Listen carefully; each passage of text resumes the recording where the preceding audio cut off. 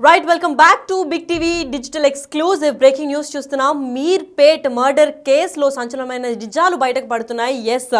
అయితే మీర్పేట్ మాధవి హత్య కేసులో మరో సంచలనమైన నిజం కూడా బయటకు వచ్చింది. ఇటీవలే చూసుకున్నట్లయితే రెండోసారి కూడా కస్టడీలో గురుమూర్తిని విచారిస్తున్నారు పోలీసులు. ఆ విచారణలో గురుమూర్తి ఒక్కడే కాదు, ఇంకా చాలా మంది కూడా కలిసి ఉన్నారు ఈ హత్యకి రిలేటెడ్ గా అని కూడా చెప్పారు. అయితే ఒక్కడే మాధవిని చంపాడా లేదా ఇంకా ఎవరైనా సహకరించారా అనే కోణంలో కూడా విచారణ కొనసాగుతుంది. ఇప్పటికైతే మరి మాధవిని గురుమూర్తి ఒక్కడే చంపలేదని పోలీసులు కూడా అనుమానం వ్యక్తం చేస్తున్నారు. మరి ఇది ఎంతవరకు నిజమని విచారణ అనంతరం తెలుస్తుంది.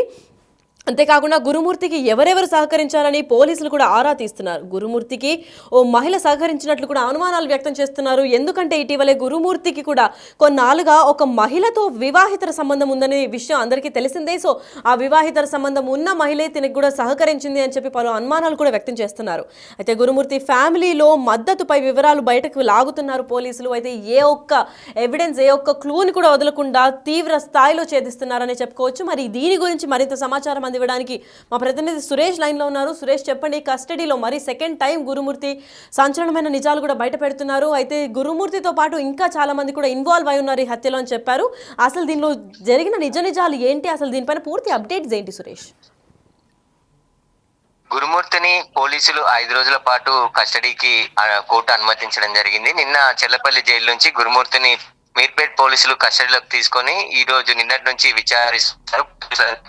గురుమూర్తి కస్టడీ 10 రోజుల పాటు కస్టడీ కోరడానికి 5 రోజులకి జరిగింది. గురుమూర్తిని పోలీసులు కస్టడీలో విచారిస్తున్నారు. ఈ విచారణలో గురుమూర్తి ఒక్కడే హత్య చేసినప్పటికీ అతనికి మృతదేహాన్ని మాయం చేయడంలో ఎవరైనా సహాయం చేశారా, ఇంకెవరి హెల్ప్ తీసుకున్నాడా, లేదంటే రంపము, కొన్ని పదార్థాలు ఏవైతే పినాయిలు, అదేవిధంగా ఇంట్లో దొరికిన కొన్ని వస్తువులు అతనే కొనుక్కొచ్చాడా, లేదంటే వేరే వాళ్ళు కొనుక్కొని గురుమూర్తికి అందించారా అనే దానిపై కూడా పోలీసులు ఆరా తీస్తున్నారు. ఇప్పటికే అనేక క్లూస్ ని గురుమూర్తి ఇంట్లో పోలీసులు సేకరించారు. వాటన్నిటిని కూడా ఎఫ్ఎల్సి కి పంపించడం జరిగింది. ఫోరెన్సిక్ ల్యాబ్ టెస్ట్ కి పంపించారు. ఆ రిపోర్ట్ వచ్చిన తర్వాత ఆ రిపోర్ట్ ని కూడా కోర్టులో సబ్మిట్ చేస్తామని చెప్పేసి పోలీసులు చెప్తున్నారు. అయితే గురుమూర్తి తల్లి, అదేవిధంగా ఆయన చెల్లిని పేరును కూడా రిమాండ్ రిపోర్ట్ లో ఎఫ్ఐఆర్ కాపీలో చేర్చడం జరిగింది. గతంలో కట్నం వేధింపులు కూడా గురుమూర్తి తల్లి చేసినట్టుగా పోలీసులకి మాధవి కుటుంబ సభ్యులు చెప్పిన నేపథ్యంలో వారి పేర్లను కూడా ఈ కేసులో చేర్చినట్టు తెలుస్తుంది. అయితే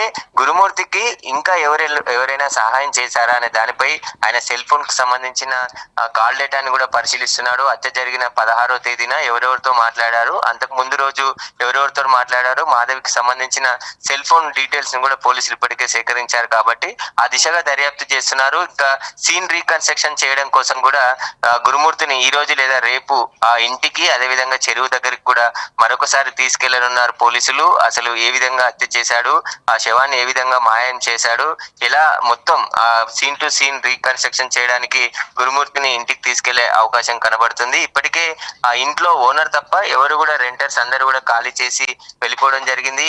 ఈ కేసుకు సంబంధించి మీర్పేట్ లో సంచలనంగా మారింది. మీర్పేటే కాకుండా దేశవ్యాప్తంగా కూడా తాను ఈ హత్యకు సంబంధించి ఇంత క్రూరంగా హత్య చేసి ఆ తర్వాత బాడీని ఒక పీస్ కూడా మిగలకుండా మాయం చేయడంలో గురుమూర్తి ఏ విధంగా చేశాడు, ఇతనికి ఎవరు సహకరించారనే దానిపైన పోలీసులు దృష్టి పెట్టారు. ఈ 5 రోజుల పాటు గురుమూర్తిని విచారించి మరికొన్ని ఆధారాలు సేకరించడం కోసమే కస్టడీకి తీసుకున్నట్టు తెలుస్తుంది. రహస్య ప్రాంతంలో గురుమూర్తిని ఉంచి పోలీసులు అయితే విచారిస్తున్నారు. ఆయనకు సంబంధించిన పూర్తి ఆధారాలు ఇంకా మరికొన్ని సేకరించి గురుమూర్తికి శిక్ష పడే విధంగా ఈ కేసులో, ఎందుకంటే గురుమూర్తి శిక్ష నుంచి తప్పించుకునేందుకే భార్య మృతదేహాన్ని మాయం చేసేసి ఒక ఆనవాళ్ళు దొరకకుండా చేస్తే మిస్టరీగా మిస్సింగ్ కేసుగా మిగిలిపోతుందని చెప్పేసి కూడా గురుమూర్తి భావించినట్టు పోలీసులు అనుమానిస్తున్నారు. ఆ కోణంలోనే పోలీసులు దర్యాప్తు చేస్తున్నారు. అయితే గురుమూర్తి గతంలో ఆర్మీలో జవాన్ గా పనిచేసిన సమయంలో చికెన్ కొట్టడం చేసేవాడని చెప్పేసి అందులో భాగంగానే ఈ భార్య మృతదేహాన్ని పీసులుగా కట్ చేసి ఆ తర్వాత బకెట్ లో ఉడకబెట్టి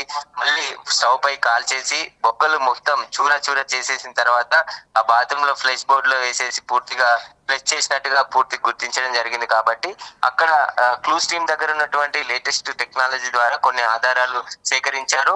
వాటితో పాటు ఈ 5 రోజుల్లో మరిన్ని కొన్ని క్లూస్ టెక్నికల్ ఎవిడెన్స్ తో పాటు ఎలక్ట్రానిక్ ఎవిడెన్స్ ని కూడా సేకరించి పూర్తిగా కోర్టులో సబ్మిట్ చేసే అవకాశం కనబడుతుంది.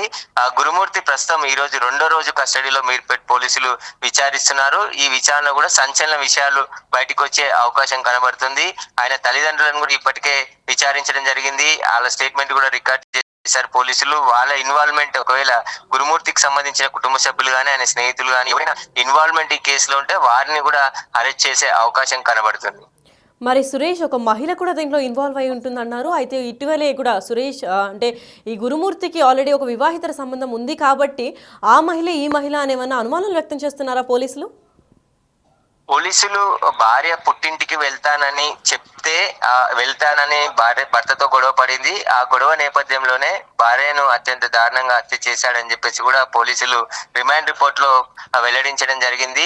పండగకి ఊరెళ్తానని చెప్పేసి గొడవ పడడంతో ఎప్పటి నుంచో ఆ భార్యను హత్య చేయాలని ప్లాన్ చేసుకున్న గురుమూర్తి అదే అదునుగా చేసుకొని భార్యని హత్య చేసి ఆ తర్వాత మృతదేహాన్ని పీసులుగా చేసి మాయం చేశాడు. కాబట్టి ఇతనికి వివాహేతర సంబంధాలు ఉన్నాయా, మహిళ ఎవరు అనే దానిపై కూడా పోలీసులు ఆరా తీస్తున్నారు. గతంలో ఇద్దరిది, భార్య గురుమూర్తి ఇద్దరిది ఒకే ఊరు కావడం, ఆ ఊర్లోనే ఒక మహిళతో సంబంధాలు ఉన్నట్టు కుటుంబ సభ్యులు గుర్తించి పెద్ద మనుషుల ముందు ఆ పంచాయతీ అంతా కూడా పెట్టి అతన్ని అవమానపరిచారని చెప్పేసి కూడా మనసులో పెట్టుకొని ఆ విషయాన్ని సాకుగా చెప్పి హత్య చేశాడా లేదంటే ఇంకా వేరే కారణాలు ఉన్నాయనే దానిపై కూడా పోలీసులు దర్యాప్తు చేస్తున్నారు. ఇప్పటికే మీర్పేట్ పోలీసులు సిఐ నాగరాజుతో పాటు ఇద్దరు ఎస్ఐలు స్పెషల్ టీం ఏర్పాటు చేసి ఈ కేసుని రాచకొండ కమిషనర్ సుధీర్ బాబు స్పెషల్ గా మానిటరింగ్ చేస్తున్నారు. ఎందుకంటే దేశంలోనే సంచలనంగా మారిన ఈ కేసుని దాదాపు 10 రోజులు పోలీసులు ఎన్ని గాలింపులు చేపట్టినప్పటికీ కూడా మాధవికి సంబంధించిన మృతదేహానికి ఎలాంటి ఆధారాలు దొరకలేదు. కానీ ఆమెకు సంబంధించిన బ్లడ్ సెల్స్ కొన్ని ఇంట్లో బకెట్ అదేవిధంగా కొన్ని స్వాధీనం చేసుకున్నారు. కాబట్టి అందులోనే మాధవికి సంబంధించిన కొన్ని వెంట్రుకలు, మళ్ళీ ఆమెకు సంబంధించిన చేతి గాజులు, ఆమె బ్లడ్ సెల్స్ కూడా సేకరించారు. కాబట్టి అవే ఫోరెన్సిక్ ల్యాబ్ పంపించి పూర్తిగా DNA పరీక్ష ద్వారా మృతి చెందింది మాధవి అనే చెప్పేసి పూర్తిగా కోర్టులో నిరూపించే ప్రయత్నం పోలీసులు చేస్తున్నారు. గురుమూర్తికి సహకరించింది మహిళనా లేకుంటే కుటుంబ సభ్యుల స్నేహితుల అనే దానిపై పూర్తిగా ఈ 5 రోజుల కస్టడీలో విచారించనున్నారు. అతనికి సంబంధించి పూర్తి ఆధారాలను, మరికొన్ని ఆధారాలను కూడా పోలీసులు తెప్పించుకునే ప్రయత్నం చేస్తున్నారు. Right, thank you so much for the information Suresh. Yes, అయితే ఈ మీర్పేట్ మాధవి హత్య కేసులో మరో సంచలనమైన నిజాలు కూడా బయటకు వచ్చిందని చెప్పుకోవచ్చు. ఎందుకంటే రెండోసారి కూడా కస్టడీలో గురుమూర్తిని విచారిస్తున్నారు పోలీసులు. మరి గురుమూర్తి ఒక్కడే మాధవిని చంపాడా లేదా ఇంకా ఎవరైనా సహకరించి ఉంటారా అనే కోణంలో కూడా విచారణ తీవ్ర స్థాయిలో దర్యాప్తు చేపడుతున్నారు. మరి మాధవి గురుమూర్తి ఒక్కడే చంపలేదని పోలీసులు కూడా తీవ్ర స్థాయిలో అనుమానం వ్యక్తం చేస్తున్నారు. అంతేకాకుండా గురుమూర్తికి ఎవరెవరు సహకరించారని పోలీసులు ఆరా తీస్తున్నారు. దాంట్లో కుటుంబ సభ్యులు చేశారా లేదంటే ఇంకెవరైనా ఫ్రెండ్స్ కూడా దీనిలో ఇన్వాల్వ్ అయి ఉన్నారా అని దానిపైన కూడా పోలీసులు ఆరా తీస్తున్నారు. అంతేకాకుండా ఎస్పెషల్గా ఓ మహిళ కూడా సహకరించినట్లు అనుమానాలు వ్యక్తం చేస్తున్నారు. ఎందుకంటే ఇటీవలే చూసుకున్నట్లయితే గురుమూర్తికి కొన్నాళ్ళుగా ఓ మహిళతో వివాహితర సంబంధం ఉన్నట్లు కూడా పోలీసులు తెలిపారు. అయితే ఆ మహిళే ఇప్పుడు సహకరించి మాధవి చంపాలి అని చెప్పి ప్లాన్ వేసి స్కెచ్ చేసి ఏమన్నా చేసిందా అన్న కోణంలో కూడా ఆరా తీస్తున్నారు పోలీసులు. మరి విచారణ అనంతరం ఏంటి నిజాలు అనేది అయితే బయటపడాల్సి ఉంది. గురుమూర్తి ఫ్యామిలీ మద్దతుపై వివరాలు కూడా బయటకి లాగుతున్నారు పోలీసులు. మరి ఇప్పటికే గురుమూర్తి ఒక్కడే చేశాడా లేదంటే ఇప్పుడు ఎక్విప్మెంట్ లాంటివి అంటే ఫినాయిల్ కానివ్వండి లేదంటే కెరోసిన్ ఇవంటి కాల్చి లేదంటే ఇప్పుడు ఆల్రెడీ డెడ్ బాడీ పీసెస్ని ఒక్కొక్క ప్లేస్లో డిస్మాంటిల్ చేశారు. కాబట్టి దాని అంతటికి ఇంకెవరైనా సహకరించారా లేదంటే ఇదంతా గురుమూర్తి ఒక్కడే చేశాడా అని దానిపైన కూడా అనుమానాలు వ్యక్తమవుతున్నాయి. అయితే దీంట్లోనే ఒక మహిళ కూడా సహకరించి ఉంటుందని పోలీసులు అనుమానం వ్యక్తం చేస్తున్నారు. అంతేకాకుండా మొత్తం గురుమూర్తి కాల్ హిస్టరీ, చాట్ హిస్టరీ, ఇంకా ఫ్రెండ్స్, ఇంకా బంధువుల్ని కూడా మొత్తం కుటుంబ సభ్యుల్ని కూడా అందరి విచారణ తీవ్ర స్థాయిలో చేపడుతున్నారు. ఎందుకంటే ఎవరి హెల్ప్ లేకుండా గురుమూర్తి ఒక్కడే ఇదంతా చేశాడా అని ఇప్పుడుకిప్పుడు అనుమానాలు కూడా వస్తున్నాయి. ఎందుకంటే రెండోసారి కస్టడీలో గురుమూర్తి కూడా సంచలనం నిజాలు చెప్తున్నాడు. మరి దీంట్లో ఇంకా ముగ్గురు కూడా ఇన్వాల్వ్ అయి ఉంటారు అని చెప్పి పోలీసులు కూడా అనుమానాలు వ్యక్తం చేస్తున్నారు. మరి గురుమూర్తి ఒక్కడే చంపాడా లేదా ఇంకా ఎవరన్నా